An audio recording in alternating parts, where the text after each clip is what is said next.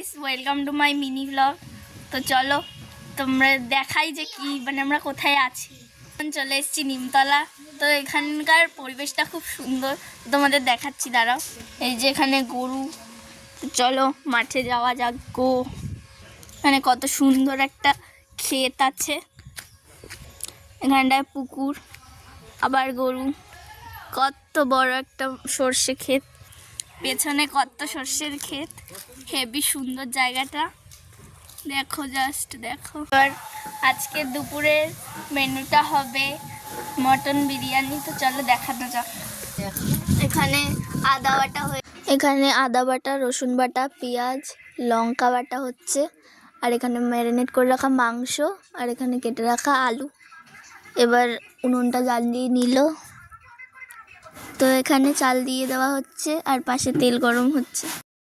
Tomato কুচি হয়ে গেছে, এখানে পেঁয়াজ কুচি হচ্ছে, এই যে লঙ্কা, পেঁয়াজটা কাটা হচ্ছে বেরেস্তার জন্য, আলু ভেজে নেওয়া হচ্ছে। এবার বিরিয়ানিতে দেওয়ার বেরেস্তাগুলো ভেজে নেওয়া হচ্ছে।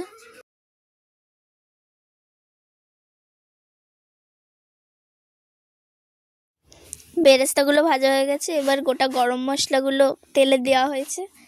এবার মাংসগুলো দিয়ে দিল তেলের মধ্যে।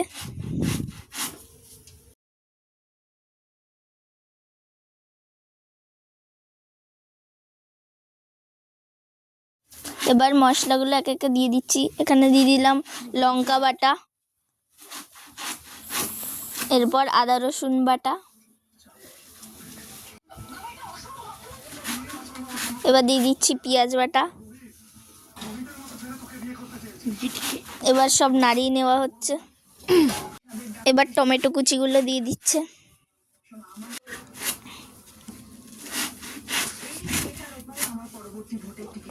এবার নাড়িয়ে নিচ্ছে সব কিছু কষিয়ে। এবার ঢাকা দিয়ে দেওয়া হবে। পর্ব এখনো চলছে, কষানো অলমোস্ট ডান। আলু দেওয়া হয়ে গেল, কষানো হচ্ছে। সব জমির টাটকা বাঁধাকপি, এই যে এখানে গাজর রয়েছে, এই যে এখানে সব গাজর রয়েছে।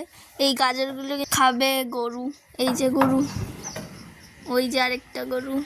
বিরিয়ানি নামানো হয়ে গেছে, বিরিয়ানি ডান।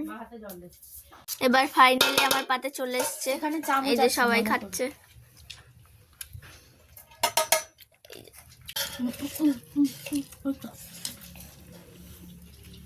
এই দুধ দেবো গুলো। এবার আমি খেয়ে দেখাচ্ছি। তুমি বসে বড় এবার।